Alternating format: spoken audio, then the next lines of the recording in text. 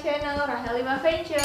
Nah, hari ini gue lagi ada di salah satu breeder gecko. Namanya apa breedernya? Namanya hypegecko.id. Nama kakaknya siapa? Namanya Brandon. Brandon, kakak kan? Iya. Kakak ya? Kakak, kelas satuan mana? Nah terus aku mau ini dong. Jadi kemarin itu aku itu lagi di main kakaknya. Itu pertama kali aku megang yang namanya gecko. Dan gue langsung jatuh cinta pada pandangan pertama. Nah makanya tapi buat aku tuh gini, aku tipikal adalah orang yang gak mau beli dulu sebelum aku kenal cara pemeliharaannya. Aku gak mau kayak orang-orang yang main beli tapi kita gak ngerti cara peliharaannya, dia bingung. Nah kalau aku, karena aku tipikal yang gak terlalu cepat belajar dari internet, jadi aku pasti langsung diajarin langsung sama kontak nyata. Nah bener, nah makanya aku mau belajar nih dari kamu. Nah, aku nanya dong, gecko itu sebenarnya apa? Gecko itu sebenarnya masih dalam satu spesies kadal. Kalau orang bilang sih toke kalau di sini ya. Yeah. Cuma kalau misalkan mau pakai scientific name atau nama ilmiah, mereka itu namanya Eubleparis macularius. Eubleparis macularius.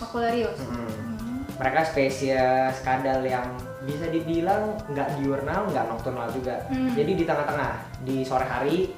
Tapi bukan malam hari atau siang hari. Oh berarti kan kalau aku suka search dia udah bilang kan ini nokturnal dan juga sebenarnya dia nggak senokturnal itu. itu. Nocturnal bahkan jam subuh itu atau malam kadang mereka tidur juga. Jadi biasa aktif sore. Terus dari kapan nih udah belajar gitu awalnya? Kalau misalkan belajar gecko, belajar sekitar 7 tahun lalu. 7 tahun lalu. Wow. Dia tuh sebenarnya gini, jadi guys, jadi umur dia tuh sebenarnya lebih muda nih dari gue. Cuman dia itu udah mendalami dari dulu, jadi ilmunya banyak banget. Gila. Coba jelasin dong aku. Kayak pertama dulu nih. Pertama, let's say kita pelihara gecko yang size-nya masih juvenile ibaratnya. Juvenile. Masih remaja segini. Iya. Tempatnya nggak usah terlalu besar. Okay. Kalau misalkan dikasih tempat, sebenarnya tergantung dia dari breedernya seperti apa. Yeah. Kalau misalkan dikasih tempat yang agak besar dari breedernya, ganti ke alas tempat yang lebih besar nggak apa. Oh karena dia sudah terbiasa di tempat besar. Kalau misalkan di sini kan aku memang khusus untuk ternak dan space-nya ya menurutku segini pun cukup. Yeah. Jadi nggak perlu lah tempat yang besar-besar banget kecuali memang sudah ukuran indukan. Kalau misalkan pemeliharaan sebenarnya cukup gini aja, kayak misalkan pakai alas tisu handuk gini. Atau kalau misalkan mau pakai yang lain, katanya sih ada yang bilang pakai tisu muka. Cuma tisu muka terlalu gampang sobek. Lebih rentan deh. Kalau ini kan bahannya lebih kuat. Dan breeder luar negeri pun juga pakainya ini. Mereka pakai namanya paper towel. Kalau misalkan coba cek,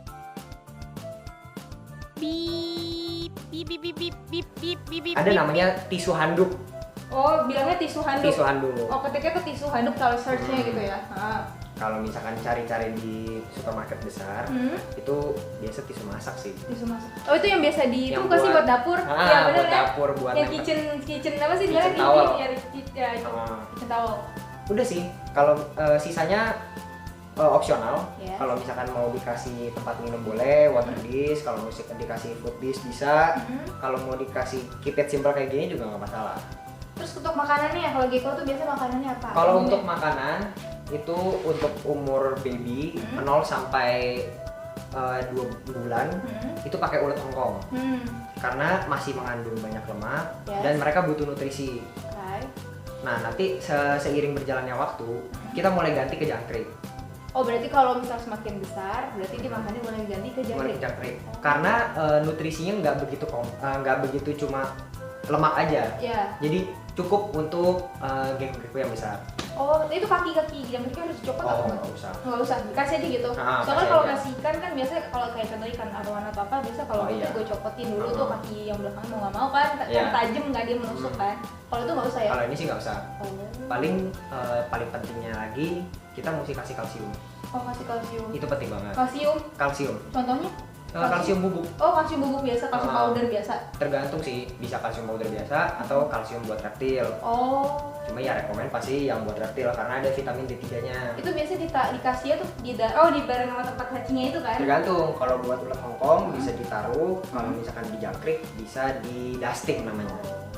Dusting tuh dia akan coba jelasin. Dusting itu sebenarnya kayak ditepungin tapi nggak pakai air. Oh ditepungin tapi nggak pakai air. Oh di ini dimasukin dulu. aja. Oh mirip kan kalau kayak contoh ini yang di sini nih dia kayak dikasih kayak powder gitu kan. Nah ini contohnya ya.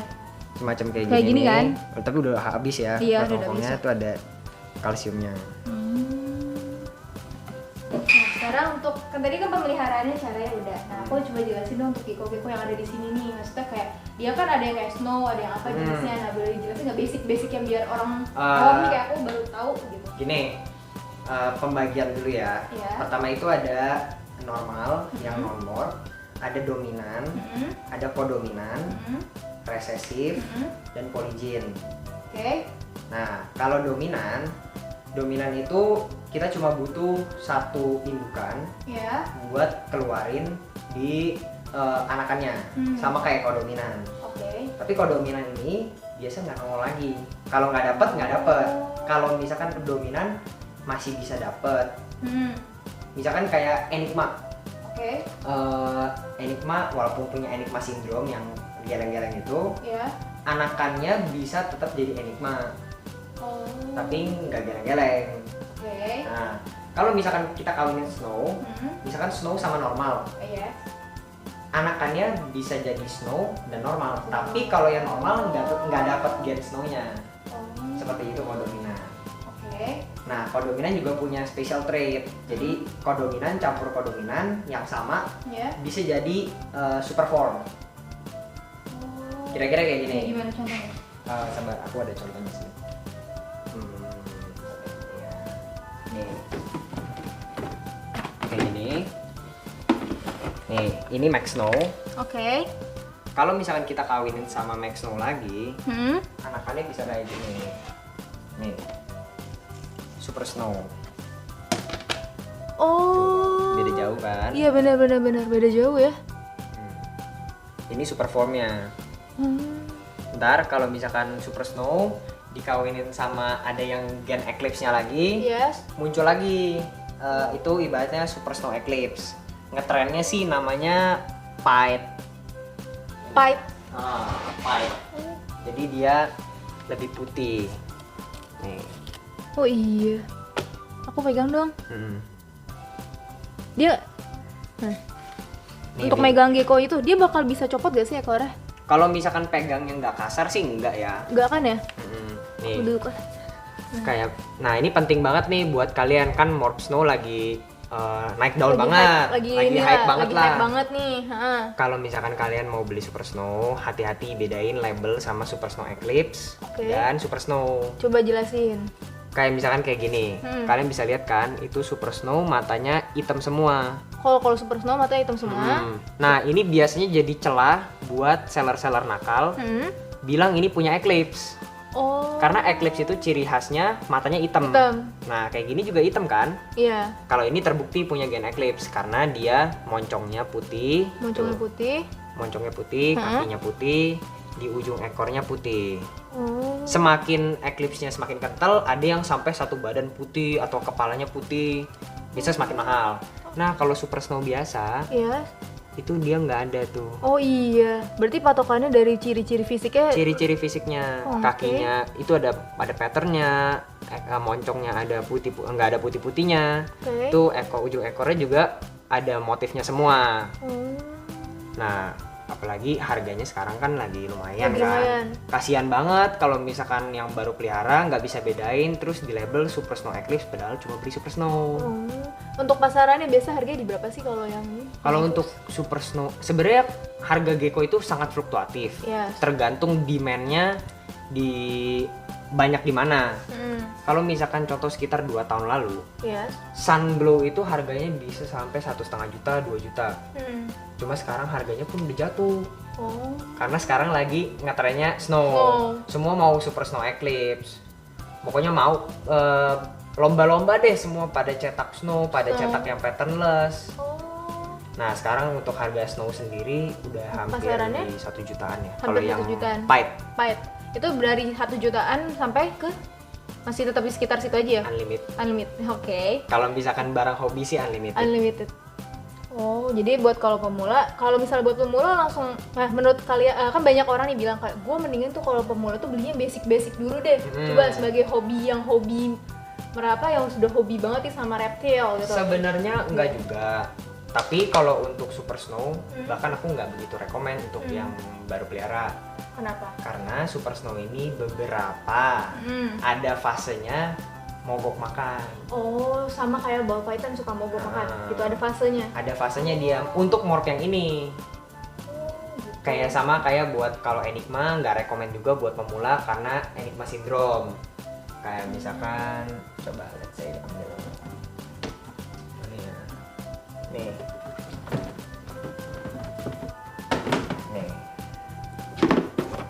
Kayak gini tuh. Nah tadi takutnya buat ada yang nggak terlalu paham, Enigma syndrome tuh apa sih? Enigma syndrome itu kecacatan genetik. Kecacatan genetik. Sama kayak kalau di ball python itu spider, dia wobbling. Oh, wobbling. Nah, kayak gini nih, kayak mulai jalannya muter-muter. Kalau dikasih makan pun gigitnya kayak kanan ke kiri. Kanan ke kiri. Nah, kalau ini aku assist feed, bantu makannya disuapin. Nah, terus kalau bisa buat kayak pemula nih kayak aku, apa sih yang harus diperhatikan sebelum beli gecko? Yang pertama, pastiin dulu punya sumber makanannya. Ibaratnya punya toko burung di rumah yang deket atau yang terjangkau. Nggak mesti deket, kalau misalkan jauh juga yang penting bisa beli.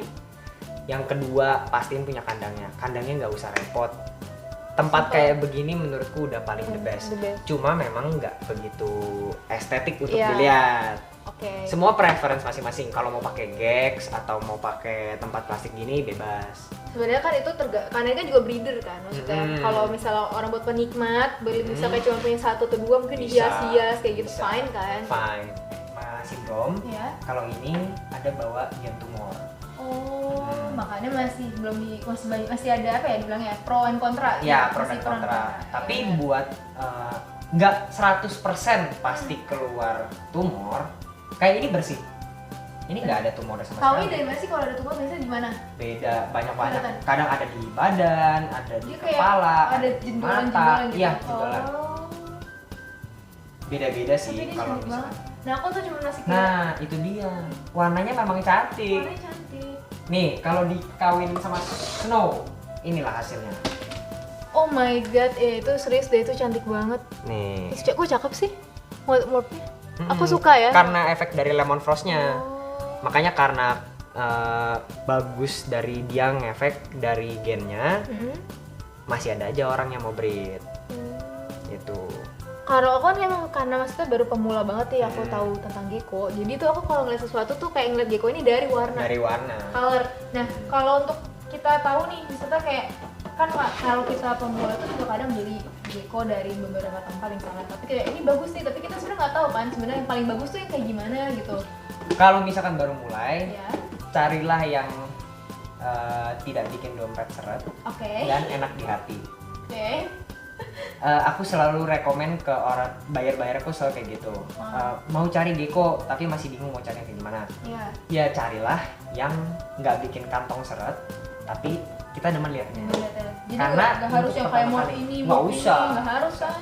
Karena yang penting kita demen dulu, kita lihat warnanya, makin lama kita makin belajar. Oh ternyata nanti pasangannya mesti yang ini, biar anakannya kayak gini. Iya, nih yang mana yang bisa nanti makin lama kita belajar. Karena kalau misalkan kita beli, oh mesti yang mahal nih. Ya kayak misalkan kita beli zaman sekarang, Blizzard, let's say. Blizzard kan sangat mahal. Sekarang Blizzard aja babynya, padahal cuma abu-abu doang. Nanti kalau misalkan mau cari, fotonya bisa di-insert Blizzard cuma abu-abu polos. Udah. Kalau misalkan itu harga mulai dari 1 jutaan. Baby. Itu baru baby paling segini ya? Paling segini? Nih, semana ya? Segini lah, nih segini. Paling segini.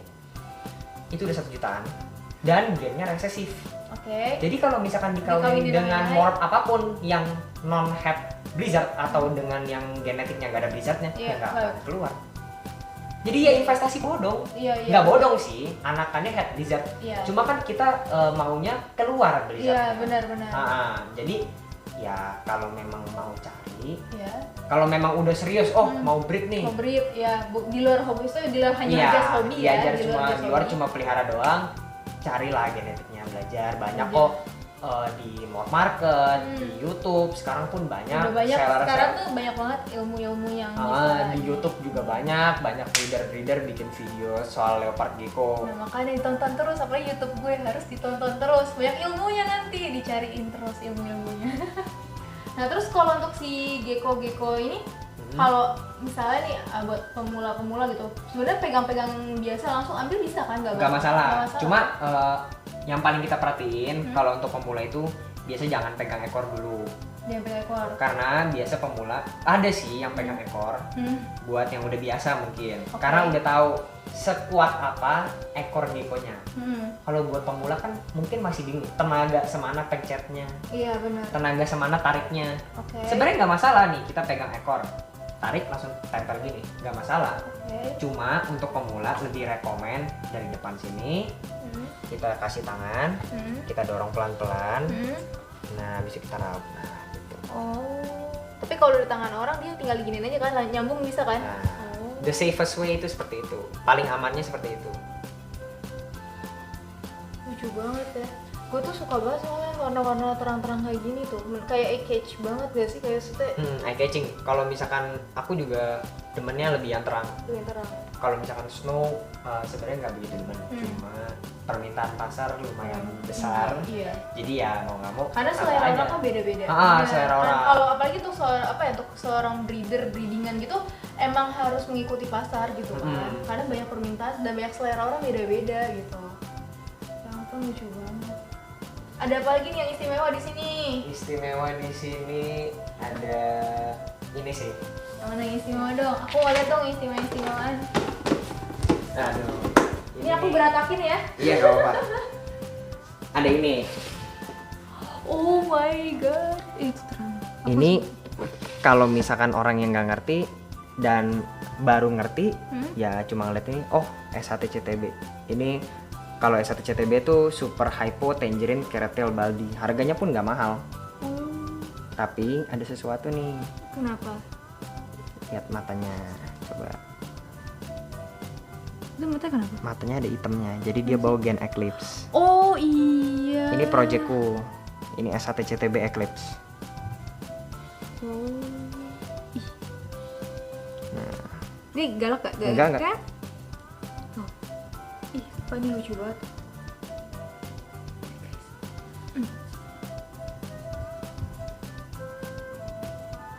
Matanya. Wow. Ini hasil breedingan dari sini? Ya, hasil breedingan dari sini. Kebetulan aku juga nggak sengaja cetaknya. Aku beli projectnya sebenarnya S1CTB yang merah, cuma ternyata male dan female-nya head eclipse, hidden head, tapi nggak tertulis. Terus keluar ini, aku ngeliat kenapa warnanya pucat dan beda. Terus aku pelihara sama saudara-saudaranya. Saudara-saudaranya tapi nggak eclipse, tapi head eclipse pasti. Karena dia udah keluar. Udah keluar, iya. Berarti ada kemungkinan kalau misalnya dikawinin lagi bisa bakal menghasilkan lagi. Kebetulan anakannya ada tapi belum keluar. Belum keluar. Nah perhitungannya kayak gini, kan ini visual. Kalau tadi kan hidden head. Iya. Berarti yang female-nya yang nggak keluar S1CTB Eclipse, head-nya itu 66%. Nah, karena dikawinin sama saudaranya yang udah keluar visualnya sama head 66%, kalau nggak keluar visualnya, berarti dia head eclipse 100%. Dihitung-hitungnya. Nah, terus tadi aku dapat kabar kayak ada yang baru netes nih. Ada. Ya? Ada. Mantap, baru netes. Nih.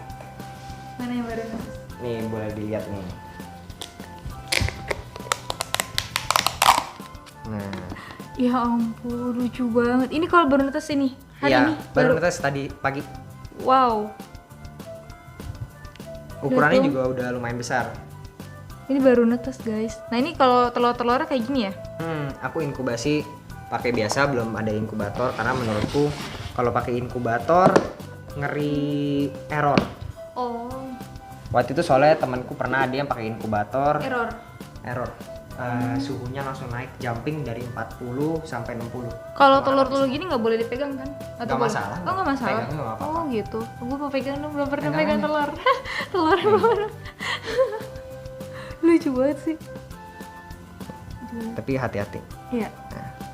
Oh my god, oh ini telur kayak gini, kulitnya kayak gini ya? Oh, ini telurnya.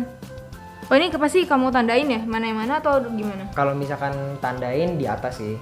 Oh di atas ini tandain Di sini. terus. Nah, Oh ini punya ini indukan yang mana, ini Mana. indukan yang mana. Jadi caranya membedakan telur-telur itu ini ya, Ya disekat. ditanda-tandain. Atau pakai tempat kontainer kayak gini, Heeh. cuma untuk indukan yang sama atau satu clutch telur. Terus tuh untuk kayak satu gecko tuh bisa ngeluarin telurnya tuh berapa sih? Untuk sekali keluar itu cuma 2. Oh cuma 2. Maksimal cuma 2. Maksimal Kadang cuma ada 1, kadang ada 2. Hmm. Cuma rata-rata sih 2. Oh. Tapi gecko itu akan nyimpen sperma dari gecko jantannya sampai habis. Jadi dia akan keluar terus. Oh gitu. Jadi sekali Sekali keluar 2 telur atau 1 telur itu hitungannya clutch. clutch. Clutch pertama. kan 2 telur. Oh, jadi dia Clutch ada kedua, berapa 4 kali telur. gitu ya? Nah, Oh, jadi nggak langsung sekalian langsung telur Enggak, dulu, bukan. Gitu. Rata-rata reptil kayak gitu. Kayak iguana bahkan ada yang 40 telur. Tapi nggak langsung sekali 40 kan? Enggak, 40. Langsung 40. Nanti clutch keduanya misalkan kayak 30 atau 20. Seriusan? Iya, makanya anakan iguana tuh banyak. Kurang lebih seperti itu kalau sistem breedingnya reptil. Aku di sini paling banyak juga clutchnya sampai 10 clutch. 10 clutch pernah. 20 telur. Wow. Dan kelas ke-11-nya udah gagal, udah selesai. Udah selesai. Udah habis. Nah terus kalau di sini ada apa lagi yang menarik lagi? Yang Nih, mau di-share? kita pindahin baby gecko aja ya nah ke tempat boleh, barunya. boleh. Nih, caranya gini. Cara mindahinnya. Boleh. Kita cari tempat yang kosong dulu. Kan di sini ada nih tempat kosong, tapi Iya. masih kotor. Ya. Nah, kalau di sini tuh aku ada pakai ini dulu deh. Biar gampang. Dibuang ininya. Ya. Habis itu kita Nah, ini kita semprotin pakai air alkohol sama disinfektan. Oke. Biar kan ini bekas ditempatin gecko lain atau bekas ada pup dan jadi ada Baunya. gecko lain Hah? atau ya mungkin ada bakteri-bakteri dari pup yang belum terangkat. Oke. Nah, setelah kita bersihin, Itu ada ngaruhnya nggak ntar ke si geckonya? pasti ngaruh. Kalau misalkan anak kan apalagi lebih rentan kan. Iya. Dia jadi ngaruhnya apakah lebih bisa sakit atau bisa dia sakit. makannya enak? Dan kalau misalkan yang berakibat besar itu ini sih, kalau misalkan kandangnya bekas gecko cowok, habis itu nggak dibersihin, dimasukin gecko cowok lagi, tapi gecko cowok lain. Iya. Nah itu gecko cowoknya pasti stres karena merasa ada musuh, tapi geckonya nggak ada. Jadi kayak dia berasa di teritori yang lain, Ah. tapi dia padahal nggak ada gitu kan?